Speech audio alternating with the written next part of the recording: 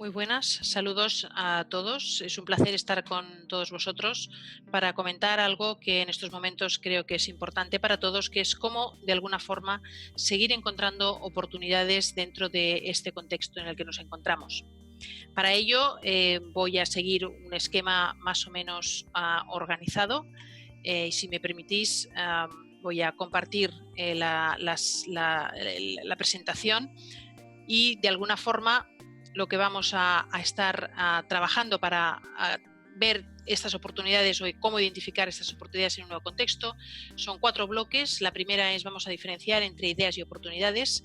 Segundo, vamos a entrar a analizar algunos de los estudios que se han hecho para ver qué sectores están siendo más afectados y, por lo tanto, con más difícil, con posibilidades menores o vamos a llamarle más dispersas de nuevas oportunidades, mientras que otros es todo lo contrario. Hablaremos de 5 tendencias que nos ayudan a pensar en cómo poner estas oportunidades en marcha, cuáles son esas características y, finalmente, un pequeño apunte sobre los perfiles de equipos exitosos y que, por tanto, si lo han sido en el pasado, cuando ha habido otras crisis, pues podemos también inspirarnos en este presente. Muy bien, pues empecemos con el primer bloque, que sería pues precisamente cómo distinguir, ¿no?, las ideas de lo que son realmente oportunidades. Creo que a todos nos queda claro que las ideas son baratas, las ideas no son lo importante, ideas tenemos todos. De hecho, siempre se nos ocurre cuando aparece algún nuevo negocio decir, pues esto yo ya lo había pensado, pero la diferencia precisamente está en que una idea solamente es una buena oportunidad cuando es oportuna en el tiempo, cuando la hacemos atractiva tanto para el emprendedor, que normalmente si la empieza es porque le parece que es atractiva, pero sobre todo lo hacemos atractivo para los clientes y también para los inversores si al final necesitamos financiación, y es duradera en el sentido que ahora veremos, ¿no? Es decir, que es capaz de captar el valor necesario, al menos en el tiempo en el que esa empresa o esa oportunidad va a estar puesta en marcha. Por tanto, ¿qué es esa oportunidad? Pues es una oportunidad, es una idea que empieza en el momento adecuado y que tiene claro cuál es esa ventana de oportunidad, en qué momento y cuándo hay que lanzarla y hasta cuándo va a ser posible sostenerla con buenos beneficios, y si no, qué pivotes va a haber que hacer para efectivamente seguir captando valor, y que es capaz, con la fórmula en la que iniciamos esa oportunidad o cómo la hacemos pivotar, cómo la hacemos atractiva para todos los agentes, para el emprendedor, para el inversor y para los clientes. Dicho de alguna manera rápida, si queréis, este sería el modelo, ¿no? Es decir, al final una oportunidad se alimenta de ese equipo que tiene la experiencia, los contactos, las habilidades, las actitudes adecuadas, que se inicia en ese contexto donde está clara cuáles son las reglas de juego, o a veces no, pero precisamente por eso sabemos cómo jugar con eso, con una tecnología, con una serie de factores sociológicos y de mercado que tenemos que tener en cuenta, y junto con todo eso somos capaces de montar esos modelos de negocio que vamos a ver, esos acuerdos financieros, esas reglas de juego también para de alguna forma realmente dibujar esa oportunidad. Fijaros que en un modelo mucho más sencillo, si queréis, al final nosotros pensamos siempre en que una oportunidad debe ser, como hemos dicho, atractiva para todos los agentes, claramente atractiva, y por tanto tiene que haber una necesidad de mercado que cubrir, tiene que haber un emprendedor que sea capaz de lanzar todo eso, es decir, hacerlo atractivo.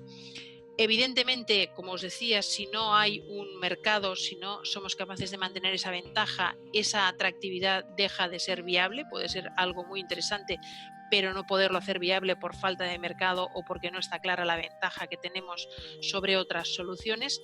Pero no solo eso, además de ser viable en el papel, tenemos que hacerlo factible, ¿no? Y aquí es donde ya llega la oportunidad en todo su esplendor, cuando tenemos a un equipo y en el momento adecuado. Si a todo eso le sumamos el hecho de que haya que levantar financiación, pues efectivamente tenemos que ser capaces de hacer un modelo de negocio y un acuerdo, un modelo económico que lo haga invertible, ¿no? Bien, este modelo simplemente lo que nos viene a decir es que el número de oportunidades que son atractivas son muchas, pero en cuanto empezamos a pensar cuáles de ellas son viables, cuáles de ellas son factibles, y al final, si necesitamos inversión, cuáles son invertibles, pues de muchas ideas pasamos a un número bastante más reducido de oportunidades. Bien, vamos a ver un momento algunos de los estudios que se han hecho, y con esto voy a coger datos de muchas fuentes que han hecho estudios sobre cómo está afectando esta crisis a los distintos sectores. Bien, aquí este es un estudio interesante donde de alguna forma lo que se estaba buscando era ver cómo evolucionaban y cuáles eran los sectores que estaban sufriendo más en las primeras semanas de confinamiento, más luego qué estaba pasando en las siguientes. Bien, como veis, hablamos de semanas, ¿no? Y de cómo algunos sectores fueron, digamos, muy atacados al principio, cosas que después van a ir cambiando, ¿no? U otras al revés, que al principio estaban, digamos, muy en boga, que después ha ido cambiando también, ¿no? Por lo tanto, este era simplemente pero me parecía interesante ponerlo encima de la mesa, también pensando en que a veces las ventanas de oportunidad pueden ser cortas, ¿no? Pero básicamente, si vamos un poco más ya a lo que sería el medio y largo plazo, pues lo que queda claro es que hay algunos sectores que van a ser o que están siendo, digamos, de alguna forma impactados fuertemente, como puede ser pues el turismo, los viajes, todo el tema, si queréis, de logístico, aunque con esa, digamos, tiene ahora vemos el otro lado, ¿no? Que es el e-commerce, que justamente va a utilizar logística, pero sí en mucho cómo se está haciendo y qué se estaba haciendo. También todo lo que es consumo discrecionario, porque precisamente lo que hemos hecho ha sido dejar aquellas cosas que no eran imprescindibles, ¿no? Y vemos cómo ha impactado muy positivamente en todos los negocios que tienen que ver pues, con salud, evidentemente con todos los servicios que estén online, con todo lo que tiene que ver con e-commerce, ¿no? Visto desde otro punto de vista, ¿no? Pues aquí también, ¿no? Como hay negocios que han estado puestos o expuestos altamente, ¿no? A este impacto, y pues estamos viendo los mismos que hemos visto antes, ¿no? A líneas aéreas, todo lo que tiene que ver con no consumo directo de cosas imprescindibles como puede ser la comida, o por ejemplo pues el turismo, o por ejemplo pues cosas como los automóviles, etcétera, etcétera. Claramente muy impactados, ¿no? Altamente impactados por esta crisis, mientras que estamos viendo las mismas industrias, visto desde otro estudio, ¿no? Pues temas como pueden ser pues farmacia o todo el tema de comida o todo el tema de los telcos, etcétera, etcétera, etcétera. Con grandes, ¿no? Con un impacto muy positivo, ¿no? Pues evidentemente todo lo que ha tenido que ver con los procesos digitales, ¿no? Aquí tenemos otra visión que también nos viene a decir prácticamente lo mismo.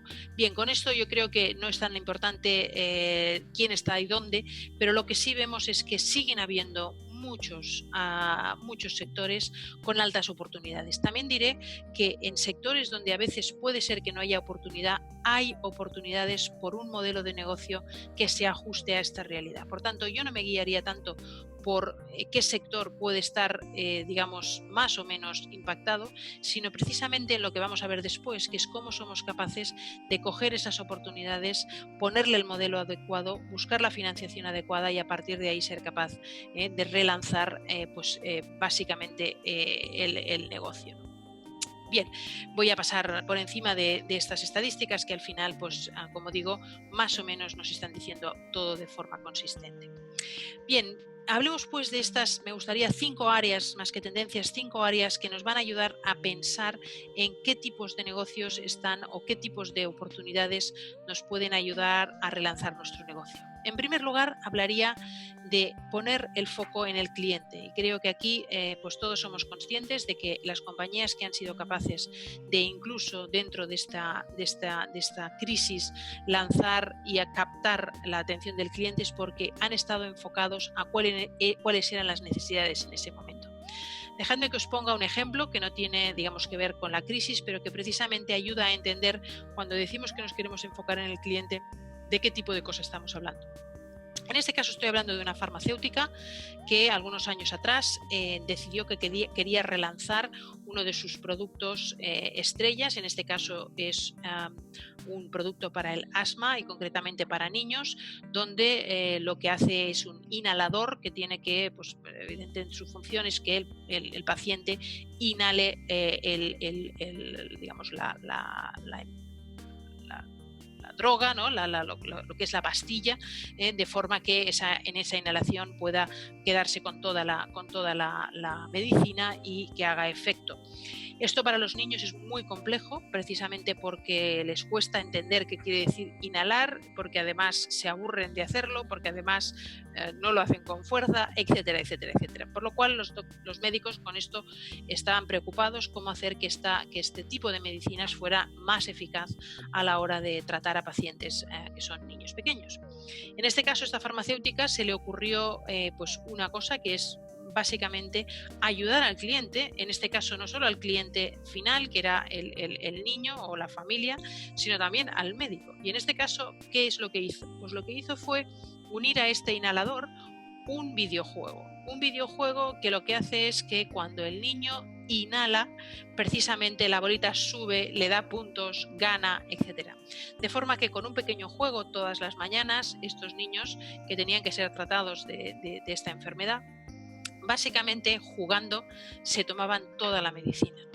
Bien, eso es lo que se está centrado en el cliente. Al final es buscar fórmulas que hagan más eficaz ese trabajo que de alguna forma, de otra manera, hubiera sido mucho menos. Os podéis imaginar que los médicos serán mucho más proclives a poder dar este tipo de soluciones, porque saben que no solamente es bueno para el paciente, sino es bueno para el paciente porque se cura antes, sino que es mucho más eficaz a la hora también de ver la mejora de esos pacientes, ¿no? Por lo tanto, esta primera idea, ¿no? Es decir, pensar el cliente cómo va a solventar la necesidad que tiene, y si somos capaces, pensando de alguna forma algo distinto de lo que hemos pensado siempre, un videojuego no tiene nada que ver con una farmacéutica, pero uniendo cosas que de alguna forma ayuden al cliente a solucionar su problema.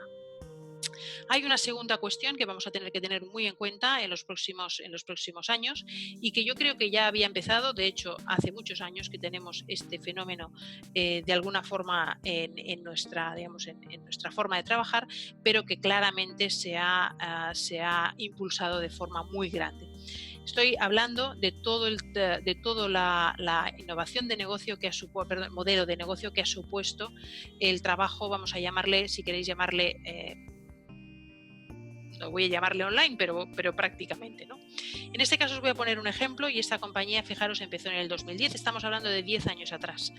Esta compañía fue fundada por Dana. Dana es un abogado y además periodista, que lo que hizo fue fundar una compañía que se llama Obelisk. ¿De dónde sale esta compañía? Dana trabajaba para una de las mejores firmas de Londres de abogados, trabajaba para ellos, estuvo durante bastantes años trabajando con ellos, pero llegó un momento en que estaba cansada de no tener vida privada, de estar siempre pues, con unos horarios y con unos ritmos de trabajo que no le permitían tener vida personal. Con lo cual decidió marcharse de la firma y montar Obelisk. ¿Qué es Obelisk? Pues básicamente Obelisk es una compañía que desde el principio empezó a funcionar como una plataforma. En esta plataforma ella lo que hacía era pedir a buscar clientes que estuvieran dispuestos a tener este tipo de un equipo trabajando con ellos. Este equipo ella lo tenía completamente online. Hay unas pequeñas oficinas donde están algunos de ellos, pero la mayoría trabajan desde su casa, y son abogados que para estar en esa plataforma tienen que tener una condición, que es que hayan trabajado 5 o más años en las mejores firmas europeas o del mundo, pero básicamente es una compañía que nace en Londres y por lo tanto muchos de sus empleados son europeos. En este caso veis unos números ahí en la pantalla, 48.500.000. Este 1.000 es el número de abogados que Dana ha conseguido tener en algunos momentos dentro de su plataforma, trabajando para estos proyectos, para los mejores clientes que puede haber y que necesiten sus servicios legales. Lo interesante es que el 80% de estos abogados son mujeres. Estamos hablando de un proyecto de hace 10 años que está en estos momentos pues volando, y que os podéis imaginar que para ellos esta crisis no ha sido nada sorprendente, es decir, que han podido seguir trabajando, y de hecho vamos a ver muchas más empresas que se van a plantear si precisamente esta fórmula de trabajo es algo a lo que quieren tender. Entre otras cosas, porque los profesionales nos acostumbramos enseguida a cosas de este estilo. ¿Qué va a pasar cuando a alguien le exijan ir a trabajar y mientras ha podido estar 3 meses trabajando desde casa? Quizá va a plantearse fórmulas mucho más flexibles, no digo solamente en casa, pero sí fórmulas mucho más flexibles. Por lo tanto, una segunda tendencia que vamos a estar viendo en los negocios y en las oportunidades de negocio que vayan apareciendo son aquellas compañías que sean capaces de tener en cuenta esta flexibilidad a la que nos hemos podido empezar a acostumbrar y que hay compañías que ya llevan muchos años haciendo. Esta también es otro ejemplo y que claramente han sido muy exitosas.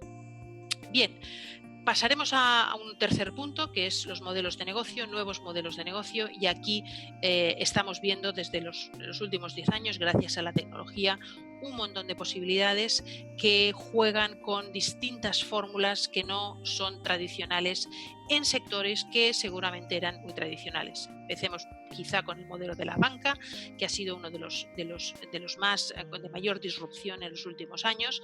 No es ahora, sino que llevamos mucho tiempo. Aquí veis marcas muy conocidas y que precisamente lo que están haciendo es hacer una disrupción en lo que es el modelo de la banca tradicional. Y de hecho, pues esta crisis lo único que está haciendo de alguna forma es impulsar muchísimo más todas estas, vamos a llamarle startups, que muchas de ellas ya no son startups ni muchísimo menos, y que están compitiendo ya en nichos donde los bancos están perdiendo terreno y otras compañías nuevas ganando terreno, ¿no? Por tanto, sectores como la banca u otros sectores, incluso sectores, pues en este caso como sería real estate, en este caso es una iniciativa de Verizon, la telco, que al digitalizarse le sobraban espacios con los que no podía digamos, hacer nada con ellos más que venderlos.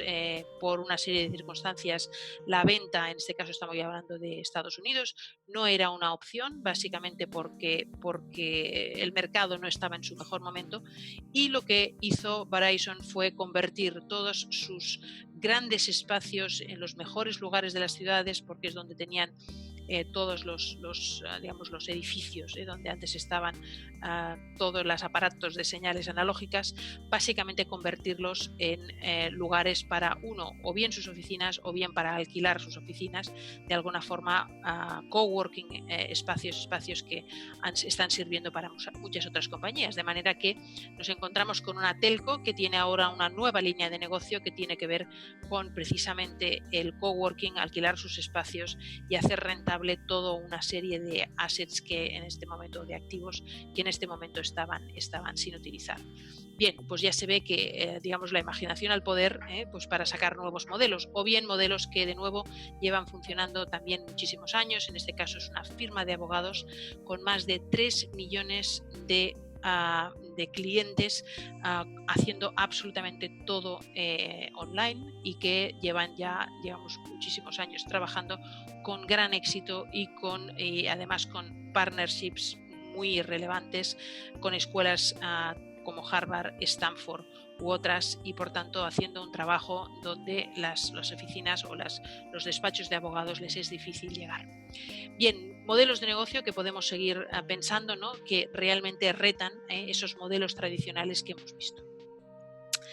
Un cuarto bloque, si queréis llamarle así, sería pues efectivamente, ¿no?, todas las nuevas soluciones tecnológicas que estamos viendo, que tenemos delante nuestro, y que, como bien todos sabemos, pues es básicamente toda la tecnología que nos está permitiendo de alguna forma, en este caso de forma muy relevante, poder seguir trabajando en muchos casos como si nada pasara, o de forma muy parecida a lo que estábamos haciendo anteriormente, dependiendo del tipo de trabajo.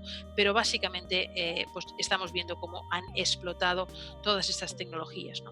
Y en muchos casos pues también cosas como, por ejemplo, pues aquí tenemos, ¿no?, algunos ejemplos de todo lo que vamos a poder hacer a través de tecnologías como 3D y otras. Pero yo aquí querría lanzar un mensaje, y un mensaje que me parece muy importante, ¿no?, y es pensar en la tecnología realmente para solucionar aquellos problemas graves que tenemos en nuestra sociedad, que en muchos casos pueden ser problemas como estos, ¿no?, que estos días hemos dejado de ver, grandes tráficos, grandes aglomeraciones, formas de vida, ¿no?, que de alguna forma nos han hecho más inhumanos.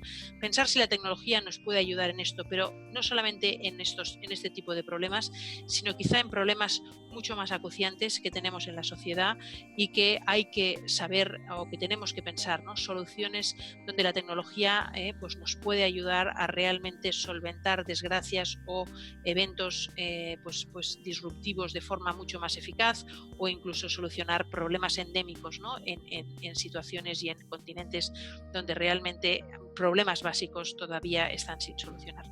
Por eso yo os animaría, ¿no?, a pensar, aquí os pongo algunos ejemplos de lo que Naciones Unidas está trabajando, utilizando tecnología, ¿no?, pues utilizando desde temas que tiene que ver con información en tiempo real para vacunas en la India, o temas de seguridad en Kosovo, o bien temas de reciclaje en China, o cosas como, por ejemplo, la utilización de drones en Tanzania para evitar y responder a los desastres, o en Zimbabue para conocer temas que tienen que ver con biodiversidad y, por tanto, entender qué está pasando con sensores, etcétera, etcétera, o en Indonesia, etcétera. Es decir, creo que tenemos una oportunidad muy grande de pensar en estas tecnologías como algo que nos tiene que ayudar a solucionar estos problemas cruciales, no solamente a estar haciendo cosas, digamos, si queréis llamarle continuar con cosas o mejorar cosas, sino ser realmente disruptivos